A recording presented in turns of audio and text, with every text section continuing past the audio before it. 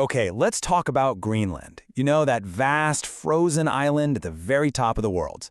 It's suddenly become the center of this really tense struggle between global superpowers. And you have to ask yourself, why? Why is everyone, from Washington to Beijing, so incredibly focused on this giant sheet of ice? We're going to dig into that. You know, this whole thing really blew up when former President Donald Trump basically came right out and said it. I mean, this wasn't some quiet, behind-the-scenes diplomatic chat. Nope, it was a super blunt declaration that basically put Greenland and its owner, Denmark, on notice. And honestly, that kind of aggressive move just made the whole thing even more mysterious. So that really is the big question here, right? What in the world makes this island so valuable that it could actually reshape global power? The answer? Well, it's kind of like a puzzle. It's got pieces of military strategy, incredible wealth, and a secret that's, believe it or not, literally melting into existence. All right, so to really get a handle on what's at stake, we've got to first understand what we're even talking about. And the basic facts about Greenland, they're just full of these contradictions that make its new role on the world stage so fascinating. First off, let's talk about sheer scale. We're not talking about just any island here. This is the world's largest island. To put that into perspective for you, Greenland is bigger than Mexico. It's bigger than Saudi Arabia. It's even bigger than Indonesia. I mean, we're talking about a colossal piece of real estate. But here's the first big paradox, right? A whopping 80% of that massive area is buried under a permanent ice sheet. And in some places, that ice is over 2 kilometers thick. So what you have is this land of absolutely stunning, but for the most part, completely uninhabitable frozen landscapes. And that leads us to maybe the most jarring fact of all. This continent-sized island, it has a population of just 57,000 people. That's about the size of a small town. Pretty much all of them live on these tiny, narrow, ice-free strips along the coast. So it begs the question, why on earth would the world's superpowers care so much about a sparsely populated ice cube?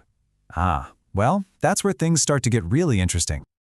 But here's the thing, Trump's idea, it wasn't new at all. America's desire to own Greenland is the strategic ambition that goes back more than 100 years.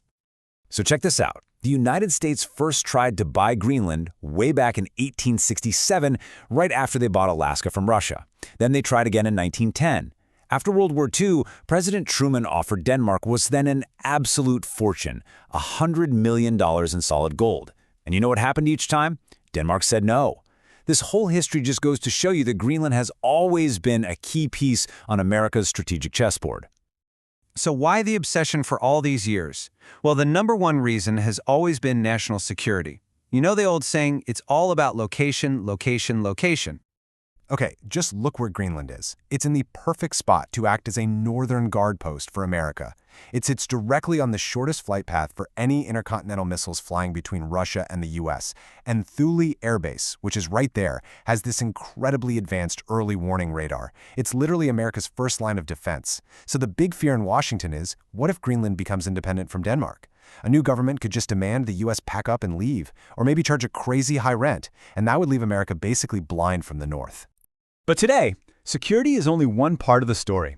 The next layer of this whole puzzle is all about wealth, and we're talking about a staggering amount of it, all locked away right under the ice. Okay, to get this next part, we need to talk about something called rare earth minerals. These are the essential building blocks for, well, pretty much everything in our modern world, from your phone to a fighter jet.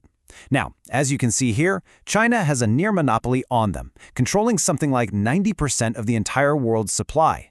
That is a huge economic lever they can pull whenever they want. And this is where Greenland becomes a massive geopolitical game changer. It turns out geological surveys are showing it holds one of the world's largest untapped reserves of these exact same minerals. We're talking neodymium for electric vehicle motors, gallium for AI chips, even uranium for nuclear power. If you control Greenland, you could break China's monopoly and basically secure all the raw materials for the future of technology.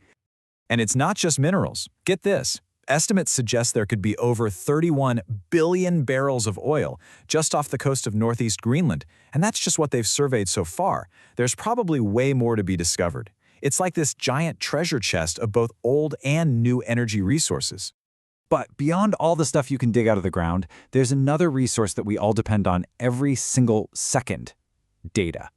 The vital undersea fiber optic cables that carry all the internet traffic between North America and Europe, they run right through the waters around Greenland. So controlling this territory means protecting the very nervous system of global communication. Okay, so security is huge, and the resources are incredible. But the biggest reason, the ultimate game changer behind this new Cold War, is something that could fundamentally redraw the entire map of global trade. And here's the crazy irony of it all. The catalyst for this whole thing is climate change. As the planet warms up, the ancient ice that covers the Arctic Ocean is melting, and that is opening up a possibility that for centuries was just a dream for sailors. You see, for hundreds of years, ships going from Asia to Europe had to take the super long way around through the Suez Canal. But now, the melting ice is opening up the Northwest Passage.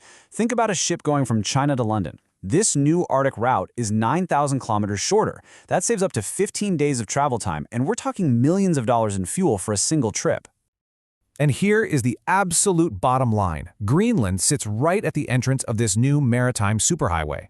The country that controls Greenland effectively becomes the gatekeeper. They get to operate the toll booth for a huge chunk of all future world trade. And with Russia and China already trying to get influence over this route, there's no way the US can afford to be left out in the cold. So now we can see the whole picture, right? Military dominance, unimaginable mineral wealth, and control over a brand new global trade route. The prize is just immense. But the price of actually trying to grab it, it could be absolutely catastrophic. And here's the fundamental massive problem. Greenland isn't independent. It's part of the Kingdom of Denmark, and Denmark is a founding member of NATO. The whole point of NATO, its core principle, is that an attack on one member is an attack on all of them. So just imagine, if America, the leader of NATO, tried to forcibly take territory from its own ally, the entire alliance could just shatter overnight. The potential fallout from that is just severe. I mean, sure, America would become the undisputed Arctic superpower, but the trust that has held the West together for 75 years would be completely destroyed. A new mineral conflict with China would almost certainly erupt. And maybe most importantly, what about the 57,000 Greenlanders? Their ancient culture. They could lose their land and the right to decide their own future. So look, this isn't just some passing political argument. The melting ice in the Arctic is forcing a decision that experts believe is going to define the balance of global power for the next 100 years. And that brings us to the final critical question. As the ice keeps melting and the world's great powers all converge on this one spot, is Greenland's future going to be decided through peaceful cooperation and respect for its people? Or is this frozen island at the top of the world about to become the hot flashpoint that could ignite the next global conflict? That's a story that's still being written, and the whole world is watching.